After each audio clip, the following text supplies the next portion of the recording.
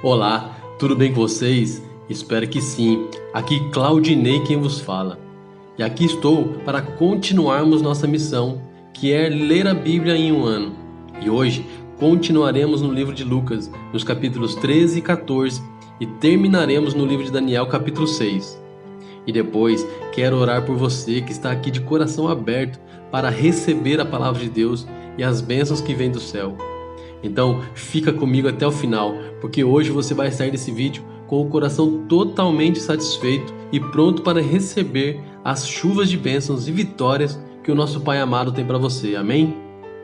Pai, muito obrigado por mais esse dia, Senhor. Obrigado pela oportunidade de estar aqui mais um dia para falar da Tua palavra e do Teu amor, Senhor. Muito obrigado, Pai. E Pai, por favor, me capacite e me dê sabedoria para conseguir transmitir tudo que o Senhor tem para nós hoje, Senhor. Assim eu oro em nome de Jesus. Amém. Então vamos lá. Lucas capítulo 13. Naquela ocasião, alguns dos que estavam presentes contaram a Jesus que Pilatos misturara o sangue de alguns galileus com os sacrifícios deles.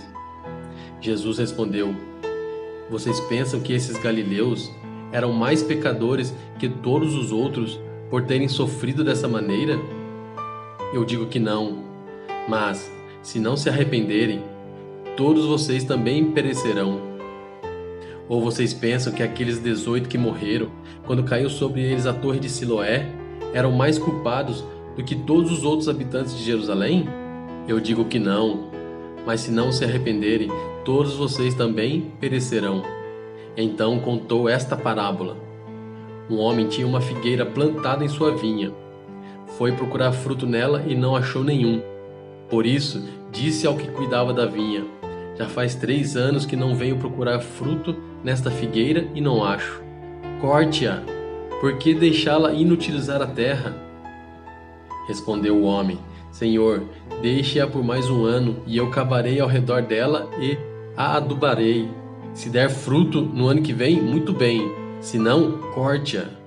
Certo sábado, Jesus estava ensinando numa das sinagogas, e ali estava uma mulher que tinha um espírito que a mantinha doente havia 18 anos. Ela andava encurvada e de forma alguma podia endireitar-se. Ao vê-la, Jesus chamou à frente e lhe disse: Mulher, você está livre da sua doença. Então lhe impôs as mãos, e imediatamente ela se endireitou e passou a louvar a Deus. Indignado porque Jesus havia curado no sábado, o dirigente da sinagoga disse ao povo: Há 6 dias em que se deve trabalhar. Venham para ser curados nesses dias e não no sábado. O Senhor lhes respondeu: Hipócritas! Cada um de vocês não desamarra no sábado o seu boi ou jumento do estábulo e o leva dali para dar-lhe água? Então, esta mulher, uma filha de Abraão, a quem Satanás mantinha presa por 18 longos anos, não deveria, no dia de sábado, ser libertada daquilo que aprendia?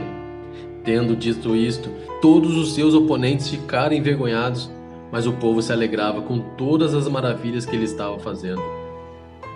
Então Jesus perguntou: Com que se parece o reino de Deus? Com o que o compararei? É como um grão de mostarda que um homem semeou em sua horta. Ele cresceu e se tornou uma árvore, e as aves do céu fizeram ninhos em seus ramos. Mais uma vez ele perguntou: Com que compararei o reino de Deus? É como o fermento que uma mulher misturou com uma grande quantidade de farinha e toda a massa ficou fermentada. Depois, Jesus foi pelas cidades e povoados e ensinava, prosseguindo em direção a Jerusalém. Alguém lhe perguntou: Senhor, serão poucos os salvos? Ele lhes disse: Esforcem-se para entrar pela porta estreita, porque eu digo a vocês que muitos tentarão entrar e não conseguirão. Quando o dono da casa se levantar e fechar a porta, vocês ficarão do lado de fora batendo e pedindo: Senhor, abre-nos a porta. Ele, porém, responderá: Não os conheço, nem sei de onde são vocês. Então vocês dirão: Comemos e bebemos contigo e ensinastes em nossas ruas. Mas ele responderá: Não os conheço, nem sei de onde são vocês. Afastem-se de mim, todos vocês que praticam o mal. Ali haverá choro e ranger de dentes, quando vocês virem Abraão, Isaque e Jacó, e todos os profetas no reino de Deus, mas vocês excluídos. Pessoas virão do Oriente e do Ocidente, do Norte e do Sul, e ocuparão os seus lugares à mesa no reino de Deus. De fato, há últimos que serão primeiros, e primeiros que serão últimos. Naquela mesma hora, alguns fariseus aproximaram-se de Jesus e lhes disseram: Saia e vá embora daqui, pois Herodes quer matá-lo.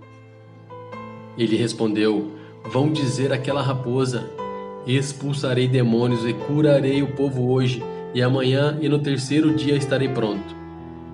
Mas preciso prosseguir hoje, amanhã e depois de amanhã, pois certamente nenhum profeta deve morrer fora de Jerusalém. Jerusalém, Jerusalém, você que mata os profetas e apedreja os que são enviados a você. Quantas vezes eu quis reunir os seus filhos, como a galinha reúne os seus pintinhos debaixo das suas asas, mas vocês não quiseram. Eis que a casa de vocês ficará deserta.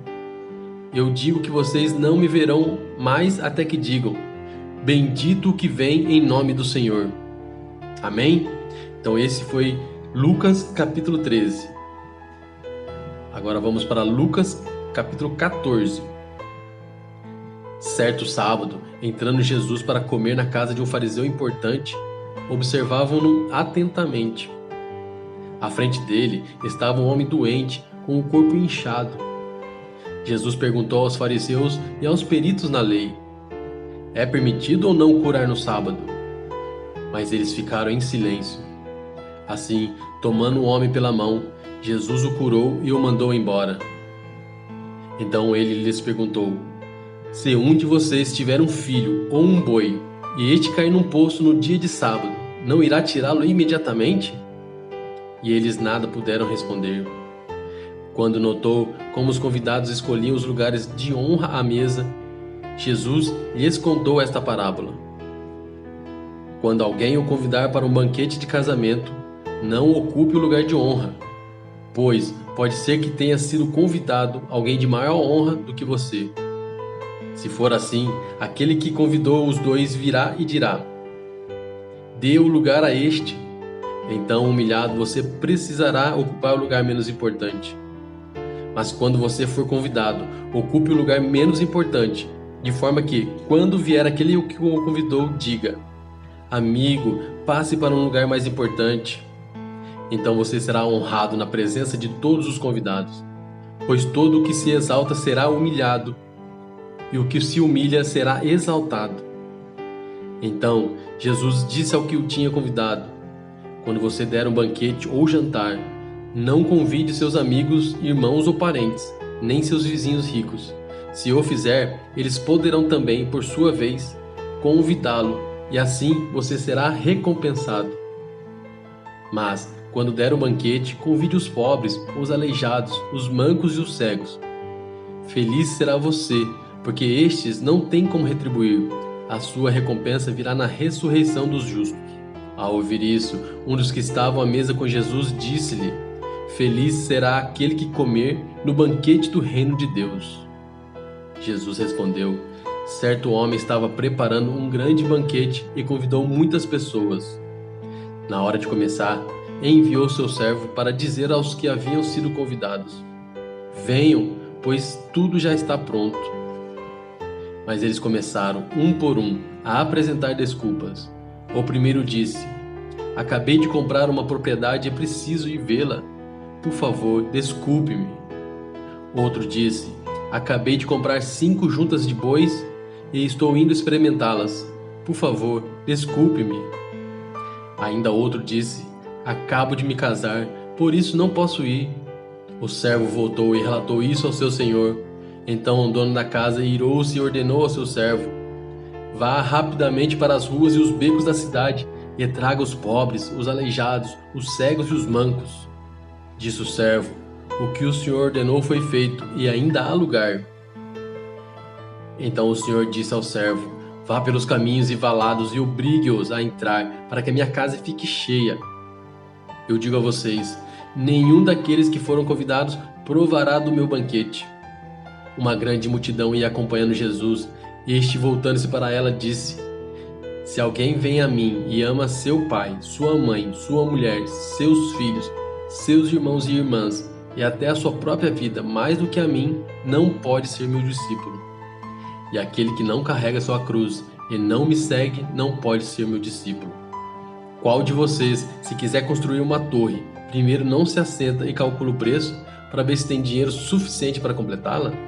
Pois, se lançar o alicerce e não for capaz de terminá-la, todos os que virem rirão dele, dizendo: Este homem começou a construir e não foi capaz de terminar.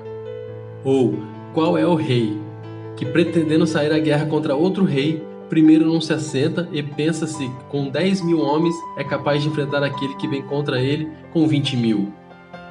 Se não for capaz, enviará uma delegação enquanto o outro ainda está longe e pedirá um acordo de paz. Da mesma forma, qualquer de vocês que não renunciar a tudo que possui não pode ser meu discípulo. O sal é bom, mas se ele perder o sabor, como restaurá-lo? Não serve nem para o solo, nem para adubo, é jogado fora.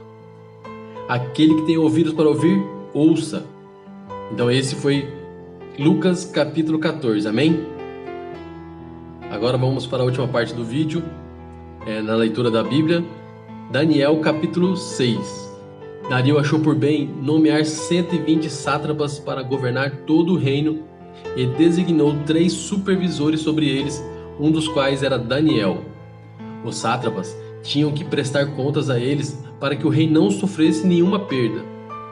Ora, Daniel se destacou tanto entre os supervisores e os sátrapas por suas grandes qualidades que o rei planejava tê-lo à frente do governo de todo o império.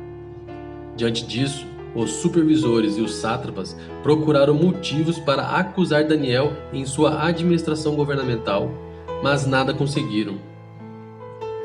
Não puderam achar nele falta alguma, pois ele era fiel, não era desonesto nem negligente.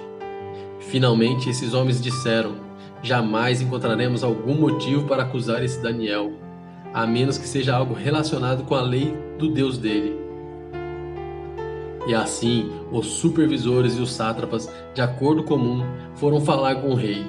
Ó rei Dário, vive para sempre. Todos os supervisores reais, os prefeitos, os sátrapas, os conselheiros e os governadores concordaram em que o rei deve emitir um decreto ordenando que todo aquele que orar a qualquer deus ou a qualquer homem nos próximos 30 dias, exceto a ti, ó rei, seja atirado na cova dos leões. Agora, ó rei, emite o decreto e assina-o, para que não seja alterado, conforme a lei dos medos e dos persas, que não pode ser revogada. E o rei Dário assinou o decreto. Quando Daniel soube que o decreto tinha sido publicado, foi para casa, para o seu quarto, no andar de cima, cujas janelas davam para Jerusalém, e ali fez o que costumava fazer. 3 vezes por dia ele se ajoelhava e orava, agradecendo ao seu Deus. Então aqueles homens foram investigar e encontraram Daniel orando, pedindo ajuda a Deus, e foram logo falar com o rei acerca do decreto real. Tu não publicaste um decreto ordenando que nestes 30 dias todo aquele que fizer algum pedido a qualquer deus ou a qualquer homem, exceto a ti, ó rei, será lançado na cova dos leões? O rei respondeu: O decreto está em vigor, conforme a lei dos medos e dos persas, que não pode ser revogada. Então disseram ao rei: Daniel, um dos exilados de Judá, não te dá ouvidos, ó rei, nem ao decreto que assinaste. Ele continua orando 3 vezes por dia. Quando o rei ouviu isso, ficou muito contrariado e decidiu salvar Daniel. Até o pôr do sol, fez o possível para livrá-lo. Mas os homens lhe disseram: Lembra-te, ó rei, de que, segundo a lei dos medos e dos persas, nenhum decreto ou edito do rei pode ser modificado. Então o rei deu ordens e eles trouxeram Daniel e o jogaram na cova dos leões. O rei, porém, disse a Daniel: Que o seu Deus, a quem você serve continuamente, o livre. Taparam a cova com uma pedra, e o rei a selou com o seu anel selo e com os anéis dos seus nobres, para que a decisão sobre Daniel não se modificasse. Tendo voltado ao palácio, o rei passou a noite sem comer e não aceitou nenhum divertimento em sua presença. Além disso, não conseguiu dormir. Logo ao alvorecer, o rei se levantou e correu para a cova dos leões. Quando ia se aproximando da cova, chamou Daniel com voz que revelava aflição. Daniel, servo do Deus vivo, será que o seu Deus, a quem você serve continuamente, pôde livrá-lo dos leões? Daniel respondeu: Ó rei, vive para sempre. O meu Deus enviou o seu anjo que fechou a boca dos leões. Eles não me fizeram mal algum, pois fui considerado inocente à vista de Deus. Também contra ti não cometi mal algum, ó rei. O rei muito se alegrou e ordenou que tirassem Daniel da cova. Quando o tiraram da cova, viram que não havia nele nenhum ferimento, pois ele tinha confiado no seu Deus.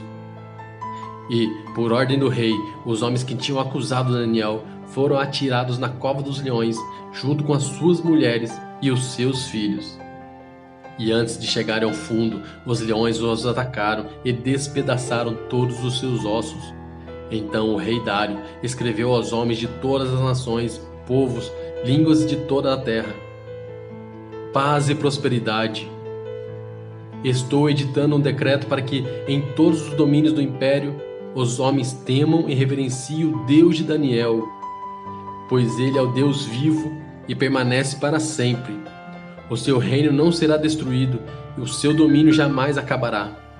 Ele livra e salva, faz sinais e maravilhas nos céus e na terra.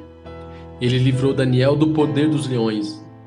Assim Daniel prosperou durante os reinados de Dário e de Ciro, o persa. Amém? Então esse foi o livro de Daniel, capítulo 6. Então é isso. Hoje lemos Lucas 13, 14 e Daniel 6. Agora quero orar por você. Deus, muito obrigado, Pai, por essa palavra de hoje, Senhor. Foi pura bênção e tenho certeza que as pessoas que ouviram esse trecho da sua palavra de hoje foram impactadas. Obrigado, Deus. E Pai, venho lhe pedir que o Senhor abençoe a vida de cada pessoa que ficou comigo até agora e está ouvindo essa oração.